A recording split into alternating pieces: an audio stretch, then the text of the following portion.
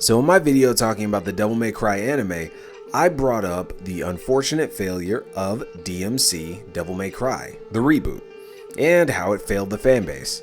Yeah, I didn't use those words last time, but we're here, so yeah, it failed the fanbase.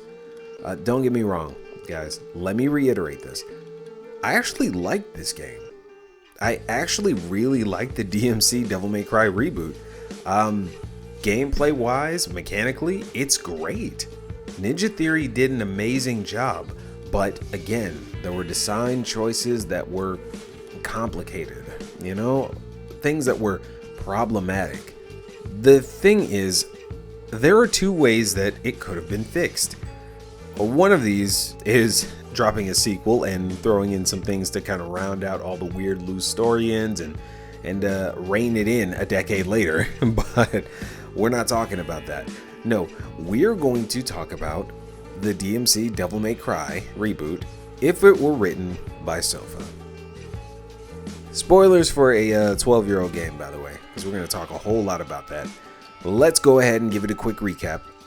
Basically, we open up with Dante living in a corrupt world full of demons. After waking up from a night of partying in a trashy trailer where he runs into Kat, a member of the Order, who happens to be a medium, Dante is pulled into the other world and attacked. Upon defeating the demon and making it out, Kat introduces him to the Order's leader, aka his twin brother Virgil. Through various missions and coordinated attacks, they take down the generals of the corrupt Demon King Mundus. The twist comes when Virgil reveals that he truly views humans as weak and in need of a ruler, indicating that it should be him and Dante. Dante fights back against this, naming himself the world's protector, and Virgil is cast into the demon realm, where he ultimately plans to take revenge on his brother in the future. Basic story, had some okay elements, but honestly, it was a bit too westernized in certain aspects, if you ask me. Now, the westernization is fine. It's perfectly fine, but I think it lost a lot of the charm, that came from its Japanese influence. Many solid ideas that eventually came off in the end as bland. But again, I liked this game. The easiest way to have fixed this was to get it right in the first place. But let's talk about the right routes here, specifically. Quick notes in here. I've got some art in the background and I've been editing a whole lot. So some of this art is gonna look like garbage. I've been away from art for so long. It felt like it realistically, it's like what, like a 2 weeks, 2.5 weeks or something like that. Yeah, no. I got to get all the ugly sketches out of the way, so you guys got to see those for a little bit until I start to lock in. So, yeah, y'all be alright. A fix for this, really, in the beginning, a lot of people have said it, but it's actually factual, rather than just being hate. The fix would have been to not call him Dante.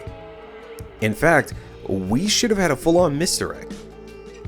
Think about this. 10 years ago, only die-hard fans knew the Redgrave lore. This would have been a prime opportunity to use aspects of the original Devil May Cry novel. If you don't know what I'm talking about, it's mostly non-canon, but aspects of it have fully been weaved into the canon thanks to DMC 5. Spoilers for a 24-year-old Tokyo Pop DMC novel will be sprinkled into this, but what I'm about to say is literally my interpretation of a way to reboot the game. Any aspect of the story can be changed and altered, but like I said when talking about Devil May Cry initially, or any medium, when you are recreating an aspect of something, you need to make sure that you pay homage to its original formula.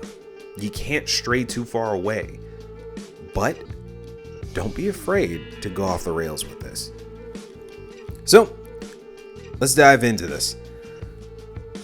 This is what Devil May Cry would have been if it were written by Sofa.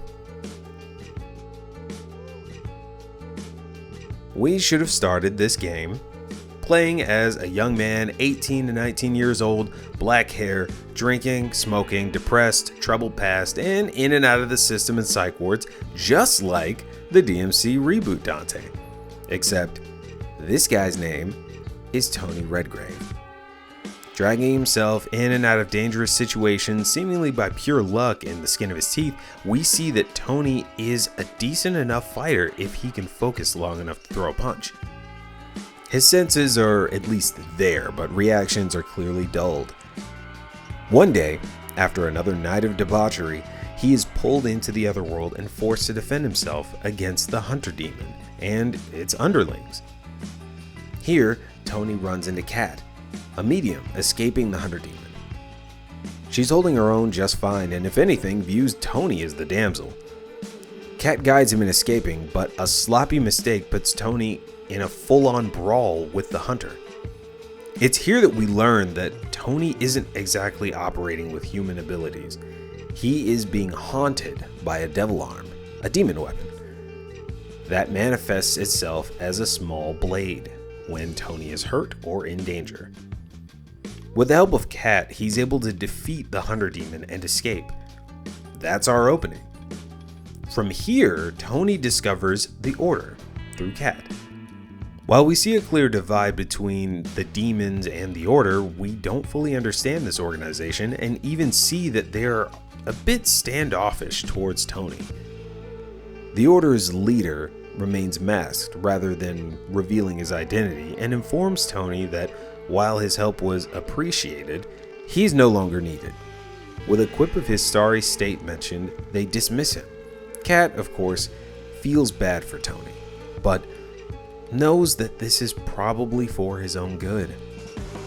As the story progresses, Tony runs into Kat and the Order more seemingly by coincidence. She urges him to pull himself out of this destructive path he's slowly drowning in and get to safety. Through exposition, we learn that the Order's goal is to aid in defeating the Demon King. Meanwhile, we hear and even see hints and rumblings of our white-haired badass himself, the Son of Sparta, cutting down enemies. Throughout being pulled into otherworldly fights, he ends up maybe unintentionally helping Tony along the way. Regardless, he's there, giving us a fourth party to worry about in this chaos.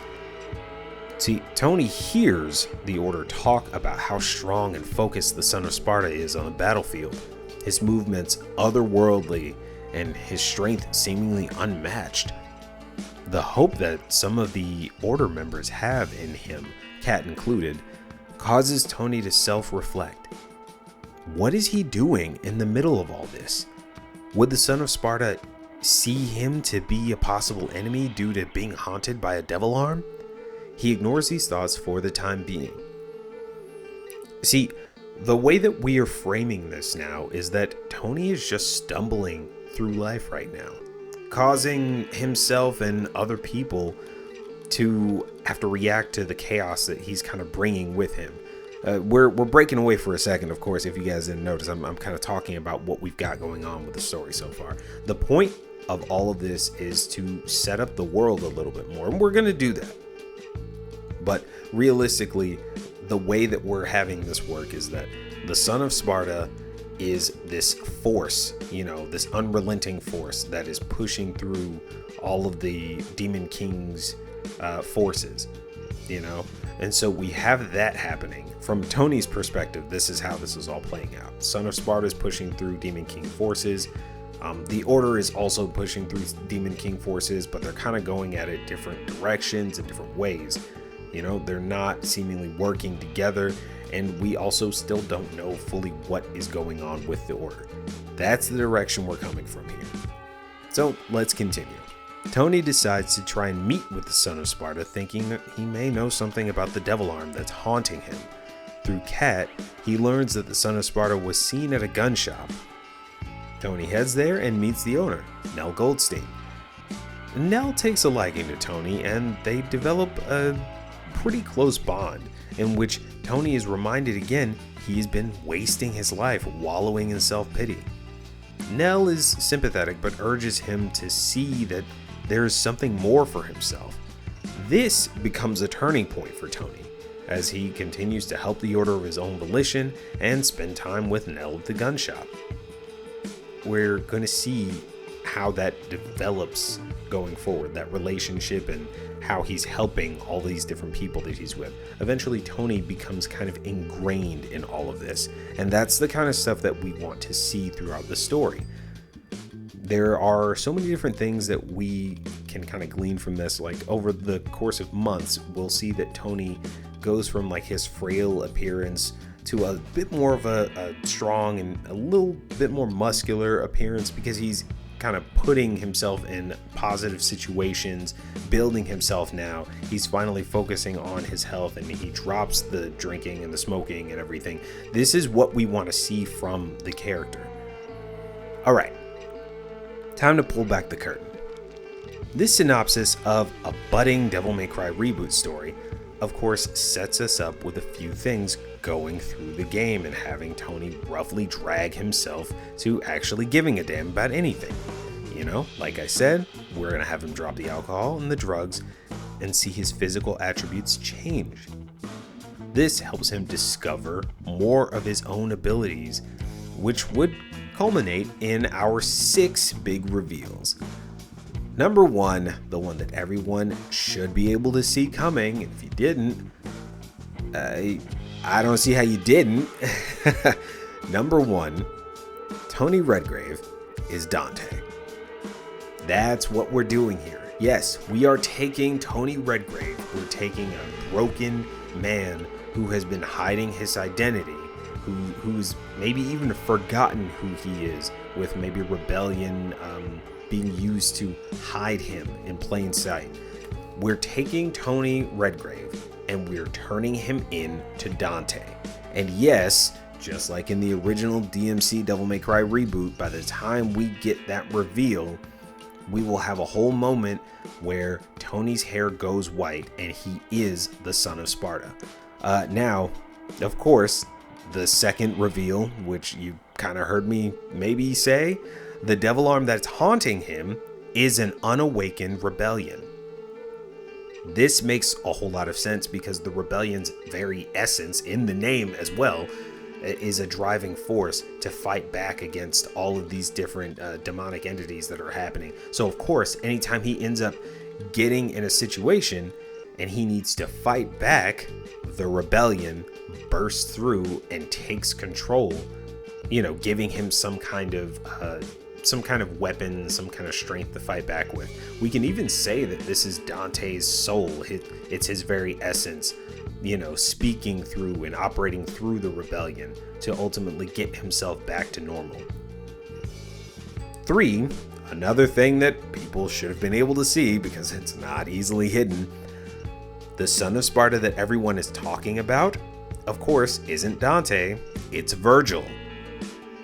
We'll have a couple different situations that, you know, maybe lean into thinking that, oh, maybe it is Dante, maybe it isn't. You know, it's a back and forth. Huge misdirect. But ultimately, we're going to have him kill someone, you know, like a regular human being that probably has nothing to do with all the demon stuff. I don't know. They're going to be in his way. He's going to kill them, and everybody's going to be like, oh my God, Dante doesn't kill people. And then that's when we get the big turning point of, oh wait, this is Virgil. It's, I think this is a way to do this, you know, get people to believe that maybe it is Dante. We can't have him wielding Yamato, because if, you know, people see Yamato, it's a wrap. Yeah, that's Virgil. Doesn't matter what his hair looks like. All right, so that's reveal 3. Number 4, we're going to talk about it. It's the Order. See, if the son of Sparta running around is Virgil, that means that the leader of the Order is not Virgil. So it's someone totally different. Surprise, the Order is just another demon faction manipulating humans to create a power vacuum. Of course. Reveal 6, which is tied into this one as well. The last 3 are tied together. Reveal 5 is that the Demon King is not Mundus, it's Argisax, the prior Demon King. And the one that is running the order, reveal 6, is Mundus. Yes. So that's how this entire story ends up playing out. Basically, we have Tony Redgrave, running through life, being disheveled, being broken, and then ultimately pulling himself together and realizing who he is yet again and becoming Dante by the end of the game. You have rebellion haunting him, trying to pull him back to being himself, where he ultimately becomes Dante and has a fully, an awakened rebellion. I don't know if we want to say fully awakened, if we want to go the DMC3 route, but that's different. Then we've got, the son of Sparta that everyone sees being Virgil, who is coincidentally working alongside the Order, right? Makes sense because Mundus is leading the Order and the Demon King being Argisax. There are so many different things wrapped up in all of that lead us to, a basic, well enough written story that we could work off of heavily. There's so many different things behind this, though. There are tons of things like gameplay wise that would be able to be implemented because of this. I told you, I tell stories. This combined with Ninja Theory's solid gameplay and the soundtrack by Noisia and Combi Christ would have been a pretty decent game. Honestly, I could see Capcom trying to run their remake magic on it, on a Devil May Cry, and deepening the lore this way. But for this to work, it would definitely have to be a reimagining. There are so many things that would have to happen gameplay wise properly for this to feel like a Devil May Cry game. And that's the weird thing about it. It's gonna have to go from not really feeling like a Devil May Cry game to absolutely feeling like a Devil May Cry game. We'd have to baby step our way into it.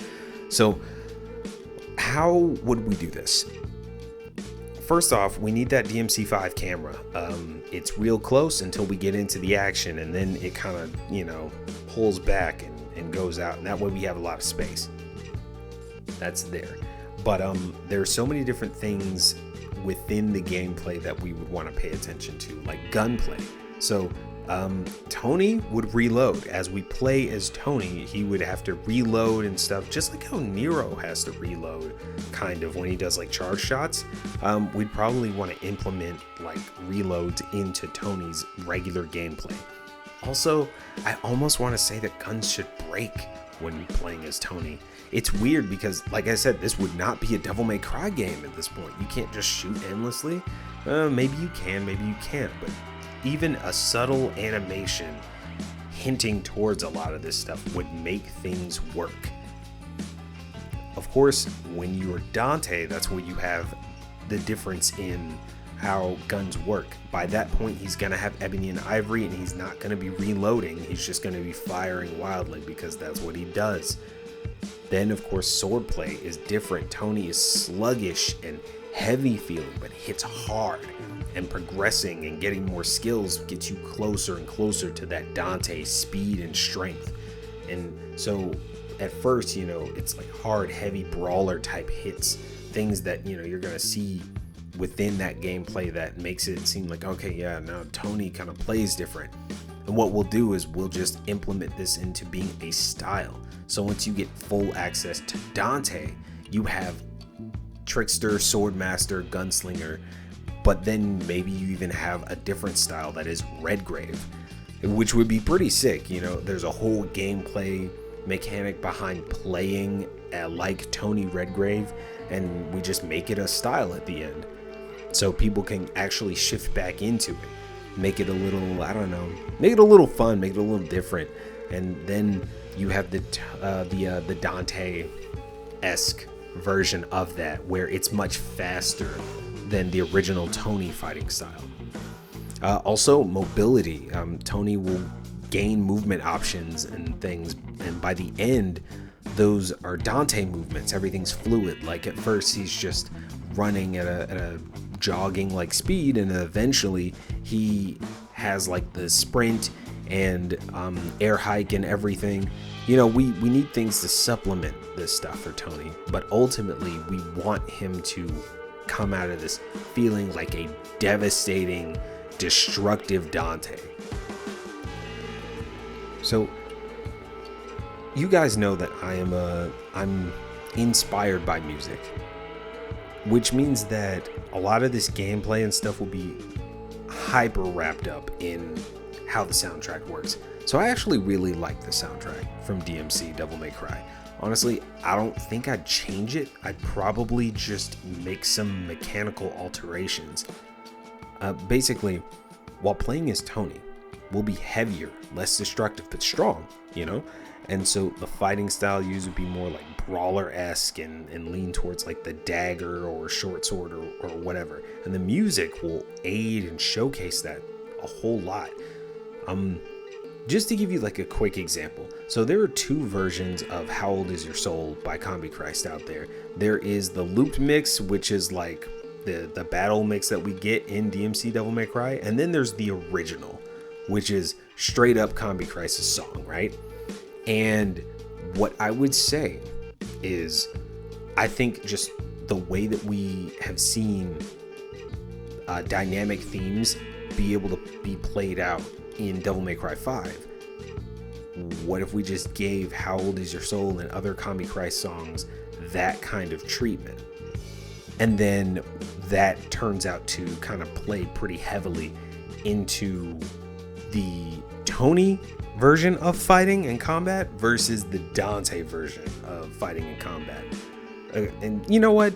I'm probably gonna play the different versions real fast. Not the whole song, of course, but I mean, YouTube ain't paying me yet, bro. Like, so I could do whatever I want on this channel right now.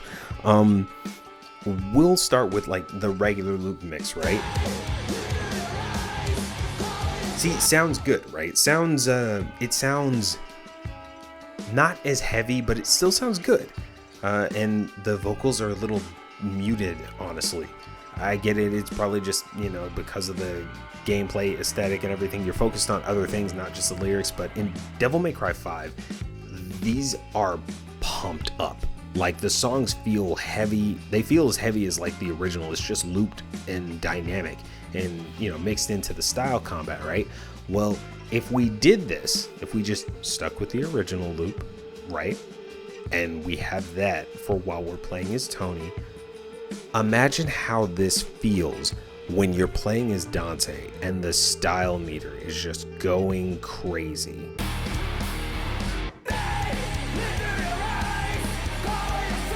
And the song is blaring and the vocals fold in. Like, it's so good. I feel like this would be insane. This would be such a crazy way to showcase, like, you're not Tony Redgrave anymore, you're Dante. So that kind of energy is different. It would just be perfect.